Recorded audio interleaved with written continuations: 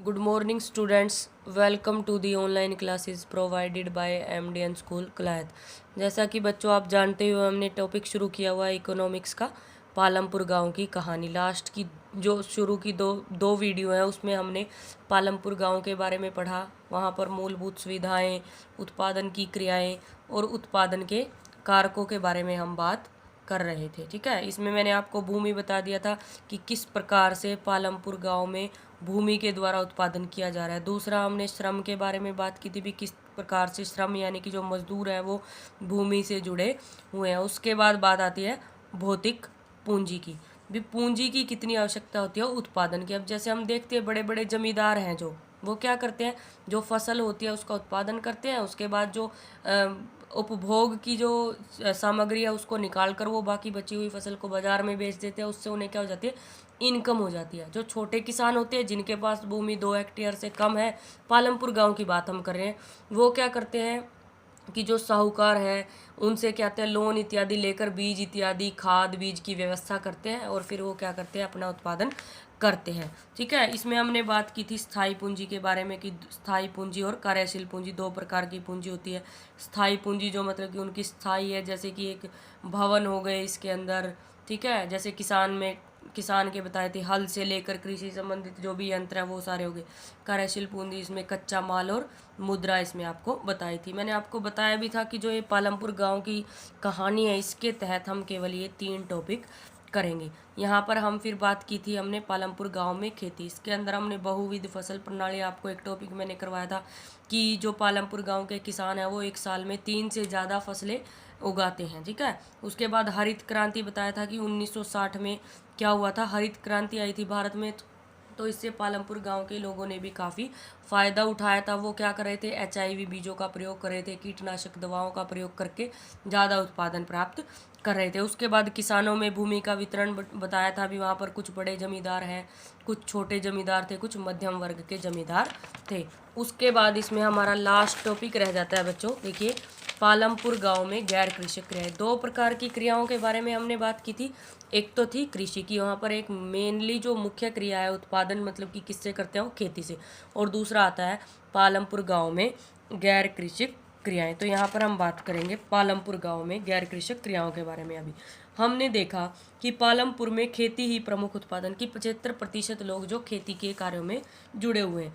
तो अब हम कुछ गैर कृषि उत्पादन क्रियाओं पर विचार करेंगे कि पालमपुर में काम करने वाले केवल 25% लोग, कृषि के अतिरिक्त भी 25% लोग ऐसे हैं जो क्या करते हैं, गैर कृषि क्रियाओं में लगे हुए हैं और अपनी आजीविका कमा रहे हैं। इसमें सबसे पहली जो क्रिया है वो क्या है, डेयरी से संबंधित है। यानी कि लोगों ने क्या खोल रखी है, दूध की डेयरी खोल रखी है, उससे वो क्या करते हैं अपनी आजीविका कमाते हैं। कैसे, देखिए कि पालमपुर के कई परिवारों में डेयरी एक प्रचलित क्रिया है।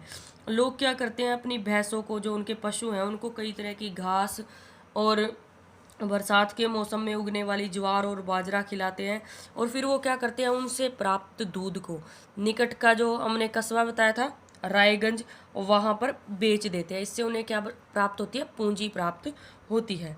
शाहपुर शहर के 2 व्यापारियों ने रायगंज में दूध संग्रहण और शीतलन केंद्र खोले हुए, जहाँ क्या होता है, दूर दराज शहरों के भी ये जो पालमपुर गांव के लोग हैं ये उन केंद्रों में दूध को पहुँचाते हैं और वहाँ से वो दूध कस्बों में पहुँचता है। तो डेयरी क्या है, एक वहाँ पर गैर कृषि क्रिया के रूप में प्रचलित एक क्रिया है। उसके बाद आता है लघु स्तरीय विनिर्माण, कि इस समय पालमपुर में 50 से कम लोग विनिर्माण कार्यों में लगे हुए हैं। शहरों और कस्बों में बड़ी फैक्ट्रियों में होने वाले विनिर्माण के विपरीत पालमपुर में जो विनिर्माण है वो बड़ा ही सरल है।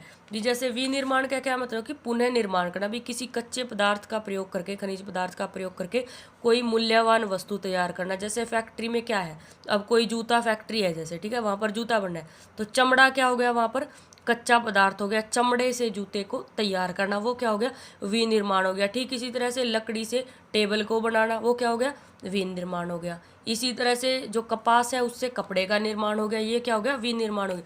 लेकिन जो पालमपुर गांव में विनिर्माण कैसे करते थे, वो क्या करते थे, छोटे लेवल पर विनिर्माण। जैसे कि एक उदाहरण के द्वारा हम समझते हैं कि जो मिश्री लाल एक व्यक्ति है, उसमें ने गन्ना पेरने वाली एक मशीन खरीद ली, क्योंकि वहाँ पर गन्ना वो उगाते थे। तो जो बिजली से चलती थी, हमने पहले ही बताया बिजली वहाँ पर थी, मूलभूत सुविधा थी, और उसे अपने खेत में लगा लिया उसने, उस गन्ना पेरने वाली मशीन को। और पहले गन्ने को पेरने का काम जब बिजली की उपलब्धता नहीं थी बैलों से किया जाता था, लेकिन पर अब लोग इसे मशीनों से करना पसंद करते थे।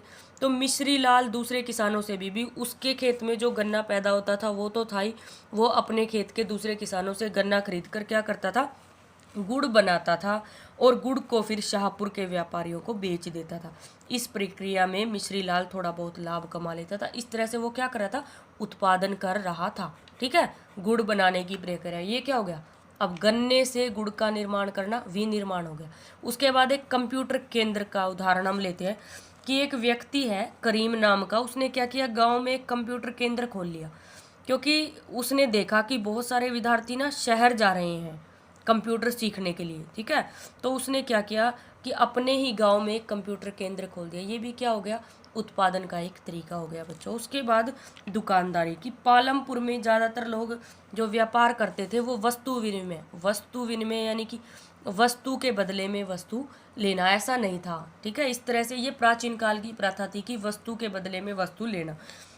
तो वो क्या करते थे, जो पालमपुर कार के गांव के जो दुकानदार थे वो क्या करते थे, वो बड़े शहर में जाकर, जैसे रायगंज आप लगा लीजिए, वहाँ पर जो थोक विक्रेता थे उनसे सामान खरीद कर अपने गांव में बेचते थे। हमने देखा ही कि उस गांव में, जो पालमपुर गांव था, वहाँ पर छोटे जनरल स्टोर थे, उनमें चावल गेहूँ चाय की डेली यूज़ की जो सारी वस्तुएं थी ना वो आसानी से मिल जाती थी। तो ये भी एक उत्पादन का तरीका था पालमपुर गांव के लोगों का, कि दुकानदारी से भी वो अपनी आजीविका चला रहे थे। उसके बाद आता है लास्ट टॉपिक, परिवहन, कि पालमपुर और रायगंज के बीच सड़क पर कई प्रकार के वाहन चलते थे, जैसे कि रिक्शे वाले, तांगे वाले, जीप, ट्रैक्टर, ट्रक ड्राइवर तथा परंपरागत बैलगाड़ियाँ और दूसरी गाड़ियाँ चलाने वाले लोग। ये वो लोग थे जो परिवहन सेवाओं में शामिल थे सभी। इनका काम क्या था, एक स्थान से दूसरे स्थान पर माल और व्यक्तियों को पहुंचाना।